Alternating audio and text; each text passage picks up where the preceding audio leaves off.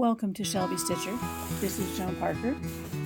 Today, as promised, I'm going to show you my traveling bag for when I am piecing and quilting and sewing away from my home.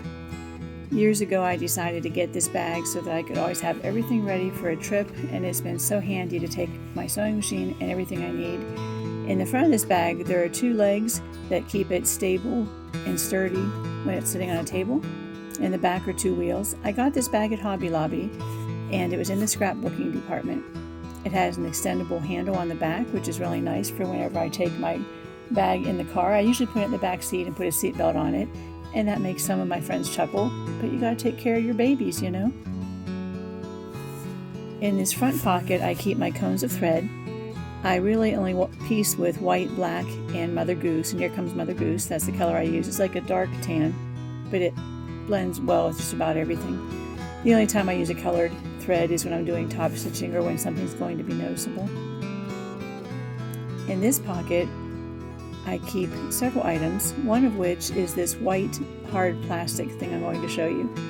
I don't know if you're familiar with a Hera marker, H-E-R-A, but it marks lines on your fabric that look just shiny. You run the Hera marker along a ruler or whatever you want to use to trace your pattern. You can either sew right on it or you can sew beside it, but it leaves a shiny indentation where you've put the mark. I didn't do it for real on my bag because I didn't know if it would come out or if it would tear it, because I'm not sure how sturdy the fabric is, but it's very handy, and I borrowed it from a woman at a meeting because I forgot my Hera marker. We found out later it was actually a point turner, but the point on there is thin enough that it does make a nice straight, thin, fine line.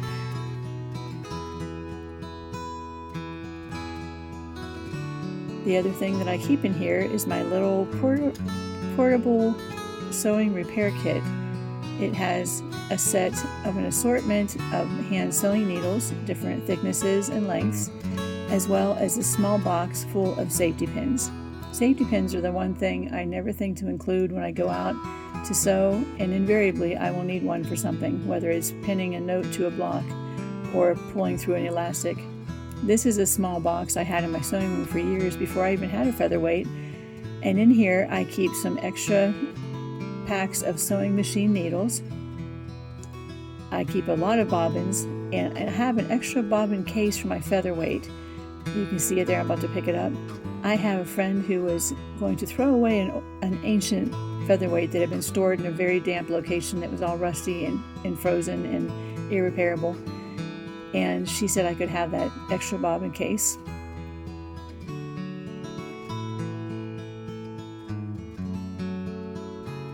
The other item I have in here is a square magnetic pincushion. A few videos ago, I was just saying how much I loved my magnetic round pincushion at home that I use. I just really don't like having the pins loose, and I don't like having to have the perfect focus of pinning them into something or stabbing them into a regular pincushion. I like just being able to fling them near the magnetic pincushion and know that most of them are going to go on there, if not all. I keep it in a zippered case so that the pins aren't rubbed off during transport or when I'm putting something else in the bag, because I know I would be stabbing my fingers when I reached in there to grab that pincushion.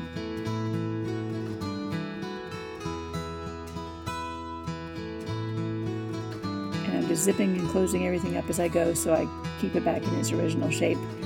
Now on the other end, I'm going to show you the pocket on the outside that has the elastic at the top that's mesh, and it's nice so you can see what's actually in your pocket.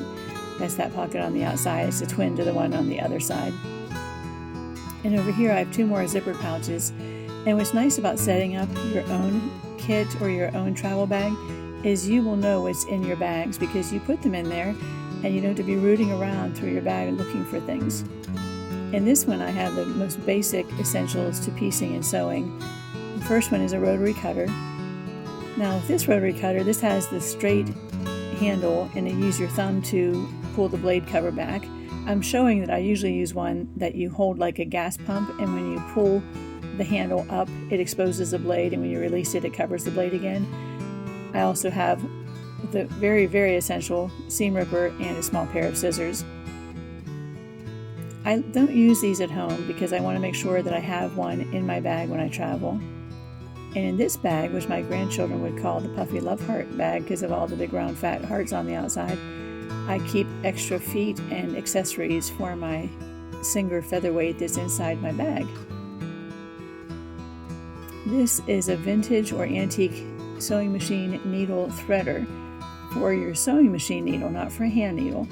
And this works a lot the same way as an automatic threader would work on a modern machine.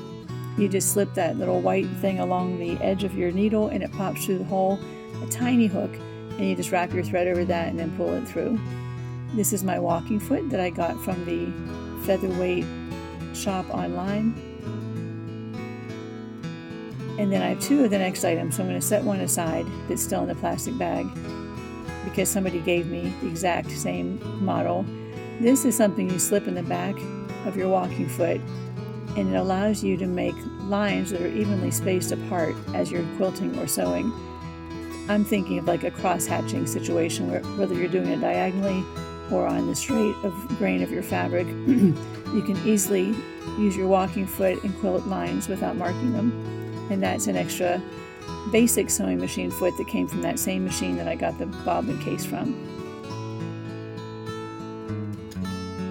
Now I'm just very neatly putting everything back in the bag, putting it back in and zippering it back up so I'll be ready to go next time.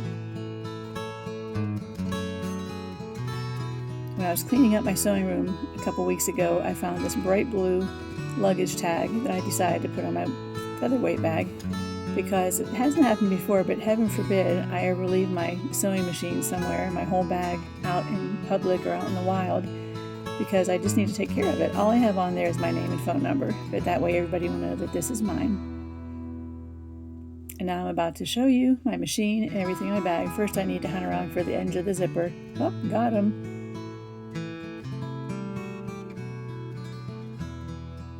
The first item I'm going to show you is my little trash can and pin holder.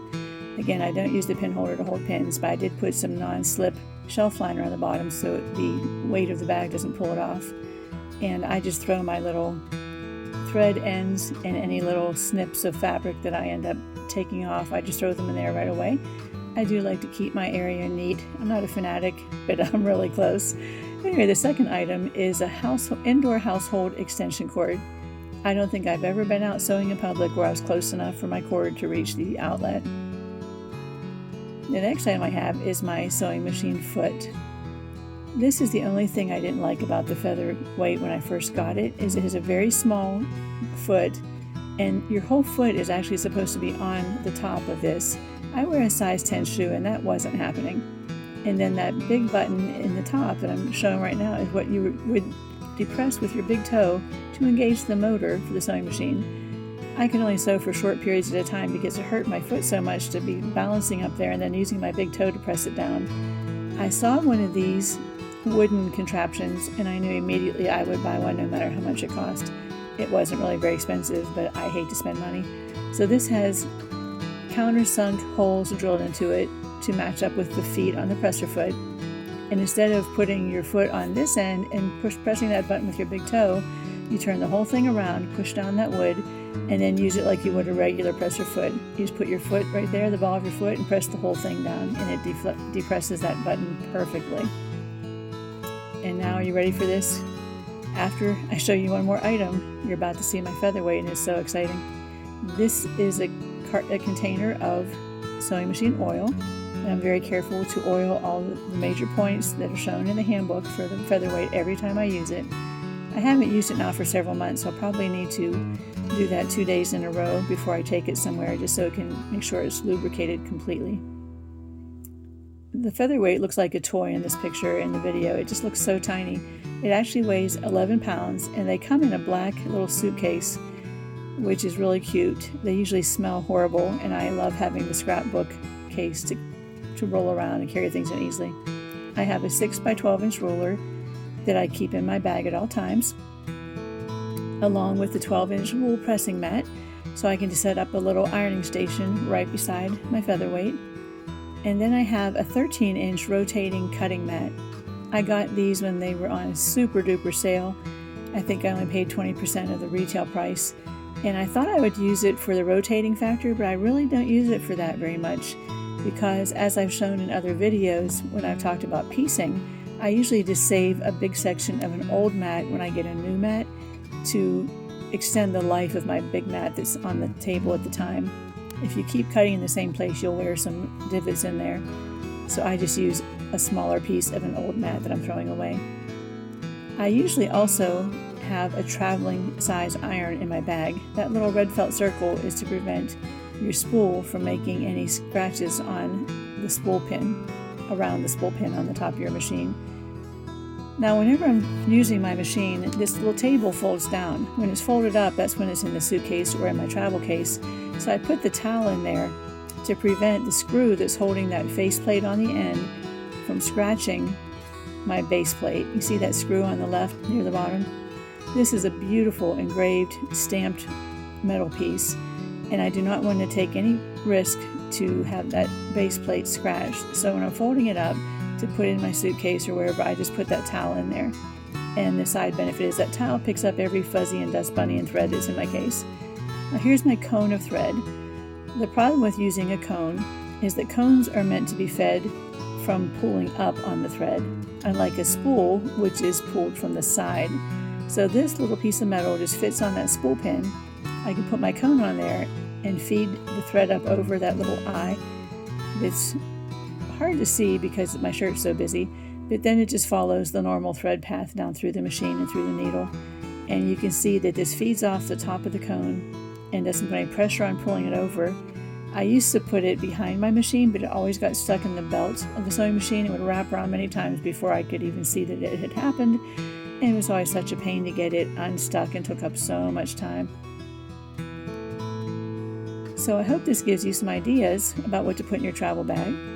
This little thing I'm holding in my hand was a gift from my friend Donna, who made me a carrying case for my travel iron. I added the Teflon-lined piece of very thick batting that was intended for hot pads, and I can put my iron in there. I can unplug it the second I'm packing up my things, keep it hot until then, pull on that drawstring that she put around the top and cinch that down.